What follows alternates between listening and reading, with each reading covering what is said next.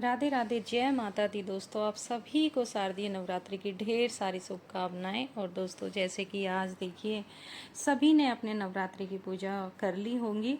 और देखिए कि 9 दिन के लिए हमें पूजा किस तरीके से करनी है, वही आपकी वीडियो में मैं शेयर करूंगी आप लोगों के साथ में। तो देखिए, भोग प्रसाद जो भी है हमने चढ़ाया था उसको उठाएंगे, चौकी को साफ करेंगे, दिया जो जलाया था उसको उठाएंगे, जो हमने भोग लगाया था, जो राख वाले जो वो हवन किया था जिस पे, उसको भी उठा लेंगे। और अगर आपने देखो कंडे से हवन किया था तो उसको आप किसी गमले में डाल दीजिए, नहीं तो फिर सारा सामान एक साथ इकट्ठा करके किसी भी पार्क में गड्ढा जैसे थोड़ा सा खोद के उसमें आप ये सारी सामग्री वो लास्ट वाले डे में आप कर सकते हैं। सारा एक पन्ने में आप इकट्ठे करते रहिए। तो उसके साथ में ही हमने पूरी चौकी साफ करनी है। 9 ग्रह आपने विराजमान किए थे तो 9 ग्रह को दोस्तों नहीं छेड़ना है बिल्कुल भी। 9 ग्रह वहीं की वहीं रहते हैं। और उसके बाद में जो भी है हमारे जो फल है, फूल है और दिया है, उनको सबको हम हटाएंगे।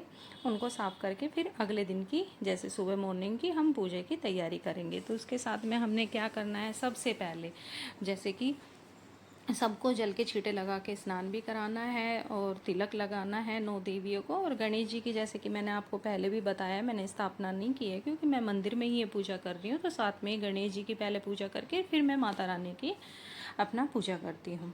तो इस तरीके से आप अगर गणेश जी की विराजमान करती हो तो उसको भी फिर आप अपना तिलक कीजिए, पूजन कीजिए जिस तरीके से करते हैं। तो सबसे पहले हम थोड़ा सा जल ले लेंगे, जल से छींटे लगा के भाव स्वरूप सबको स्नान करा देंगे।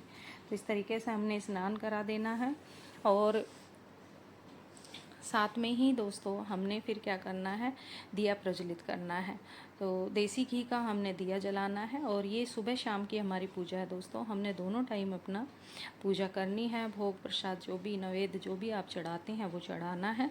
और इस तरीके से पूजा करने से पहले हम हाथ जोड़ के पूजा मेरे कमियों के लिए क्षमा याचना करेंगे और माता रानी हमारी पूजा स्वीकार करे, ऐसे प्रार्थना करेंगे। इसी के साथ में दोस्तों जो भी हमारे पास फूल है हम फूल समर्पित करेंगे। तो सबको अपना दिए को, जो हमने कलश स्थापना की है उनको, अपनी माता रानी को, सबको हम फूल समर्पित कर देंगे। साथ में ही दोस्तों अब हमने भोग लगाना है। तो भोग के लिए देखिए हमने क्या लेना है, थोड़े से अक्षत भी समर्पित करेंगे हम। और अक्षत साबुत होने चाहिए, खंडित नहीं होने चाहिए। अब हम भोग में ड्राई फ्रूट्स आप चढ़ा सकते हो, मिश्री, पतासे, मेन पतासे का भोग होता है, पतासे और लौंग का। तो पतासा, मिश्री आप जो मर्जी इनमें से ले सकते हैं। और साथ में ही ऋतुफल, आप जो भी ऋतुफल आपको मिल जाए आप ऋतुफल भोग के लिए समर्पित कर दीजिए। इस तरीके से हमने भोग समर्पित कर दिया है।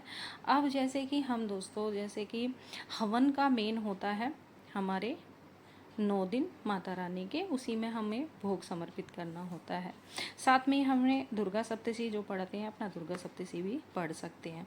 तो हवन के लिए हमें क्या करना है, आप गोबर के उपला जो होता है ना उस पर भी आप हवन कर सकते हो, भोग लगा सकते हो उसमें, या फिर कपूर पे। तो ये मैंने कपूर पे भोग लगाना है। कपूर के लिए हमने कपूर पहले जला दिया है। अब हम जो हमने भोग चढ़ाया उसमें से पतासा लेंगे और एक लौंग का जोड़ा, मतलब 2 लौंग होनी चाहिए तो उसका, और फूल होना चाहिए, आगे से टूटी हुई नहीं होनी चाहिए, साबुत लौंग हमें लेनी है इस तरीके से। क्योंकि माता रानी लौंग के जोड़े से और एक पतासे से ही अति प्रसन्न हो जाती है। तो ये हमने भोग सुबह शाम डेली दोनों टाइम अवश्य लगाना है दोस्तों। फिर जल हाथ में लेके 3 बार जो हमने भोग लगाया था ना उसके ऊपर से वार देना है। तो इस तरीके से हमने भोग लगाना है। फिर धूप दीप दिखा के हमने आरती करनी है। आरती के लिए अगर आपने देखो अखंड दिया जलाया है तो आप अखंड दिया हमने छेड़ना नहीं है, वो वहीं पे ही रहेगा, आप दूसरा दिया प्रज्वलित कर दीजिए।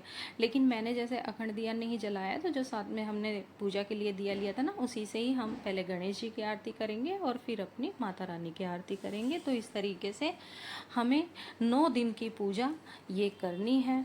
और कैसी लगी आपको मेरी जानकारी? जय माता।